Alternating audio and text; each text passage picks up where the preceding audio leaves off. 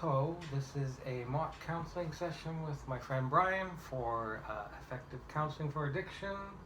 He's well aware that this is a fictitious event and for school purposes for grading. Great. Thank you for participating. Sure. So, we'll get started. Great. So, Brian, how are you? Thanks for coming in. How are you? I'm okay. Yeah. Here and there, up and down. So this is our second meeting. We Right. met last week, and I think we talked about the desire to kind of curb the drinking a little bit. Just wondering how that's going and how your week has been and what's happened since we last met. Well, maybe I'm drinking a little less. Okay, But that's I good. like drinking, Yeah. And not everything's perfect in my life, and when I don't drink, I forget about it. So can't imagine my life without drinking, actually. So you're saying that you like to drink to forget? Is that? Yeah. I don't know that I ever thought of it that way. I just realize when I'm coming to talk to you that when I do drink, I do forget. I live alone, and I'm kind of lonely, and Okay. So tell me more about this week, like specifically how did the week go?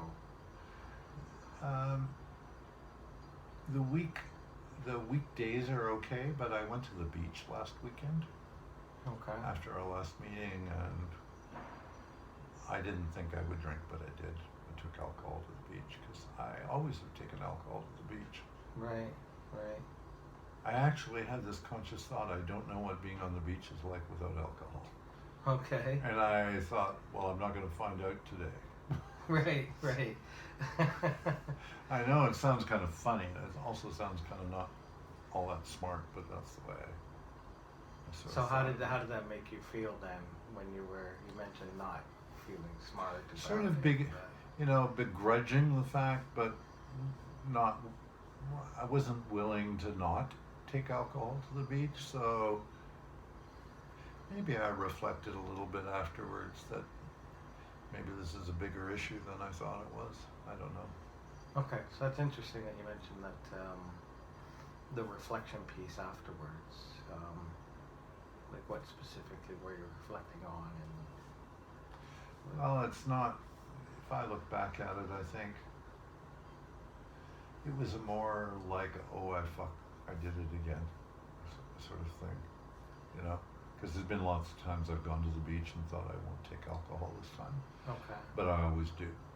And so it was sort of like, oh, damn, I did that again, didn't I? And there's a little bit of self-disappointment.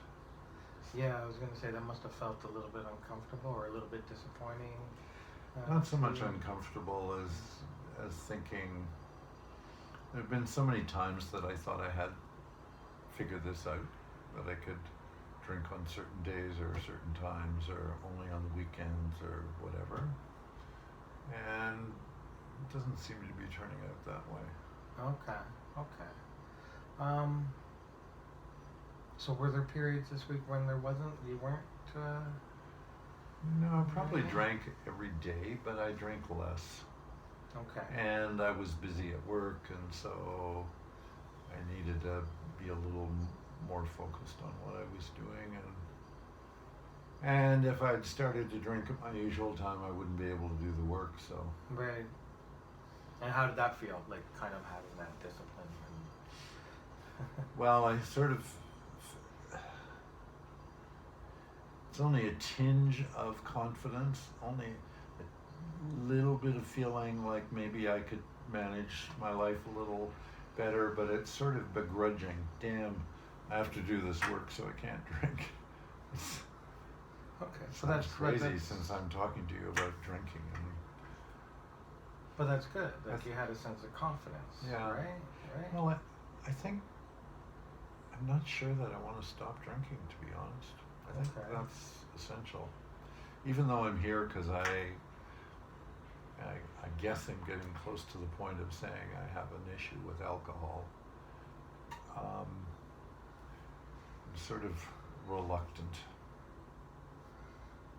So, if I understand you correctly, you're saying that you admit that you do have an issue with alcohol, but you also don't want to stop drinking. Yeah. So help me understand kind of the difference between those two Yeah, lines well, of thought. it's sort of like I view drinking alcohol as part of my personality somehow. People expect me to drink when I go places, and I can't imagine going to some of the places I go and not drinking alcohol. Mm-hmm. Mm-hmm. So I have this big debate going on. Well, how can I go dancing on this night if I don't have alcohol? Because I always drink when I go dancing. Right. So it's kind of a tug of war, actually. Thinking that maybe, I like to think I'm pretty smart, and so therefore I think, oh, well, maybe you shouldn't drink so much. On the other hand, I do, and so then I say, well, maybe you're not so smart. Like it's a tug of war in my head. I fancied myself in control of my life, but I'm not sure that I am so in control, and I don't really. God, it hurts to say that I'm not in control. Yeah. So we mentioned this lack of control. You mentioned that there was. Correct me if I'm wrong, but you have this expectation of others. Others are expecting you to drink? Well, I view that others expect me to drink. Okay. Like, certainly if I go to family parties, I think they expect me to arrive at the party well lubricated. Okay. And I can't, I'm not saying that's a good thing to do. I just think that's what I think people expect I am. Okay. And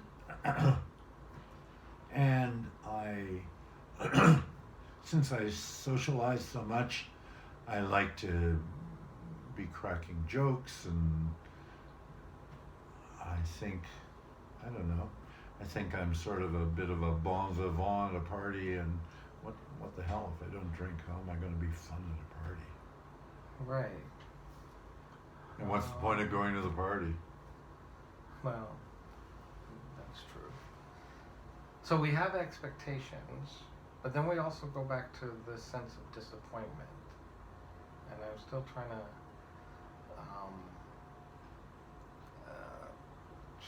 to bridge the two. So it's almost seems like there's an expectation that you're putting on yourself, but then at the same time there's that sense of kind of disappointment. Yeah, it's sort of, I think of it sort of as Jekyll and Hyde in me. Okay.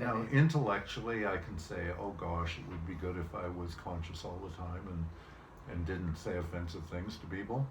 Right. And then Jekyll comes out and says, well, fuck it, it's fun.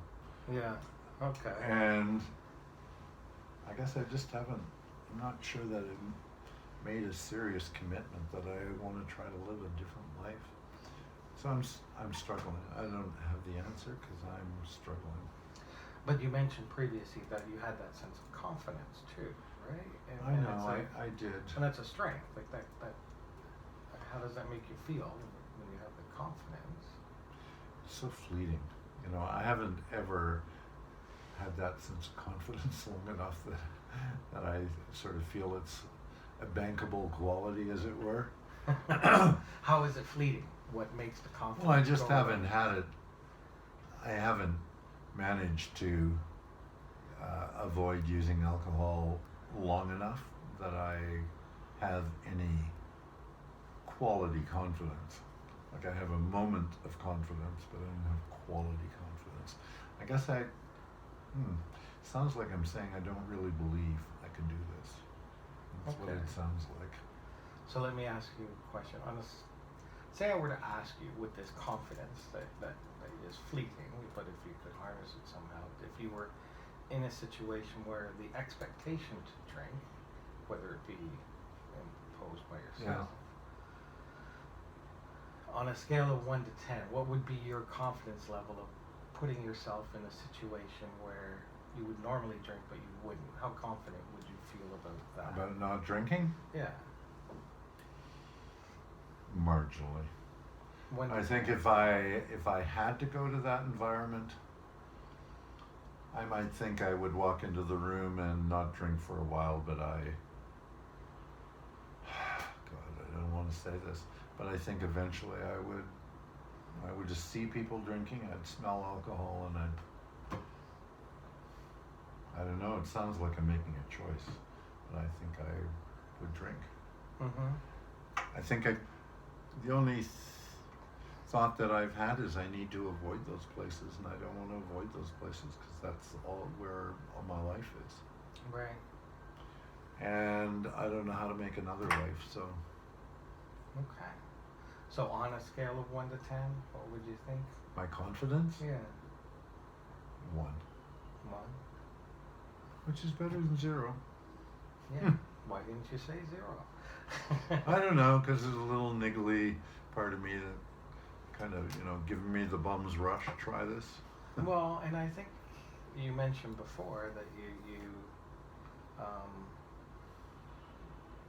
almost acknowledged that there was the desire to quit is there. It is intellectually. I'm not sure it's there emotionally. Okay. And I do find I am an intellectual person, and I'm not always sure that my thoughts connect with my emotions. So I might walk into that imaginary room thinking I'm not going to drink, but my emotions say, geez, you're missing out on a lot of fun. Let's start doing this. Mm-hmm. And it's not like I'm going to clear the bar, but it's just like, how do you stand at a party without a drink? I don't know how to do it. Right. All these losers I see with soda water and lime. Have you thought about just avoiding the parties? Well, I guess I have thought about it, but as I said earlier, I'm a social guy, and my life revolves around groups gathering together, either in bars or at parties or house parties or whatever. I really cannot imagine myself at those events without alcohol. Right. So I guess maybe I use that as I could say reason, but it's probably an excuse. Yeah, because I think in what I'm hearing is that there is a desire to drink. There is an intellectual part of you that kind of wants that, but then the emotional piece kind of takes over when you put yourself in the situation. Mm-hmm. So, but there's also, you mentioned there's also that confidence. There's that fleeting confidence. So I think what would be interesting to see if we can somehow harness that fleeting sense of confidence,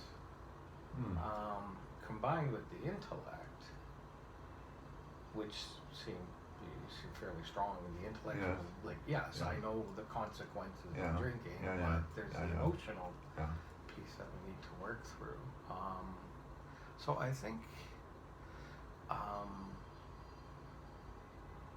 that these are really great little pieces of information to go on. I think it's in there that. Well, yeah, I guess Design. there is. I mean, I didn't come to you because just 2 weeks ago I thought I needed to Right. think about this. I've been thinking about this for a long time. Right. Okay. I don't know. Okay. No, this is very interesting stuff. I thank you for sharing a lot of the stuff that you shared with me today. We're almost up to time, but Okay. I think what I'd like you to do before our next session next week is, a lot of times after sessions is when things come to your mind, Yes, and right, it's like, oh, I right, wish right, I'd right. said this, or Yeah. where was this going? But just try and jot down some things. Like Okay. jot down, like when you're feeling that sense of confidence Okay. or intelligence, just write what you're feeling at Okay. the time. Okay. Because it seems like the desire, the confidence, and the intelligence are there. but there's a big piece of this emotion that can kind of just Sort of sabotages the intellect. you Yeah. know? So I think if we think about the moments where you're confident, intelligent, Okay. and I'd say that there's a degree of resolve there. Is that fair to say? I think That's small. resolve's kind of a strong word for me right Okay, now. well, I, but you know, I never wake up and say today, absolutely today I'm not going to drink. right. I wake up and say today I might try not to drink. I never wake up and say I'm not going to drink. Right, but that's progress. Oh, okay. And I think where we go from here is we harness the things that you've expressed that show a desire and a Okay. willingness to quit. So Do you it want me right. to keep like a diary of what Yeah, I'm just thinking journal. or feeling? Don't write it. Don't Okay. type it. Don't Okay. speak it. Like write. Okay. Because if you write what you're feeling when you're feeling confident, Yes. we can match those to the emotions that kind of Okay. that come Okay. when you're not. And even when you do have that emotional wave of kind of wanting to drink, and if you're, I'd suggest a journal at that time Okay. too, and then you can Okay. compare the two, and then next Okay. week, Give it a try, I guess. yeah, give it a try and see what we can do. Okay. So thanks Good. for today, and we'll see you You're next welcome. week. Thanks very much. All right. Edit that.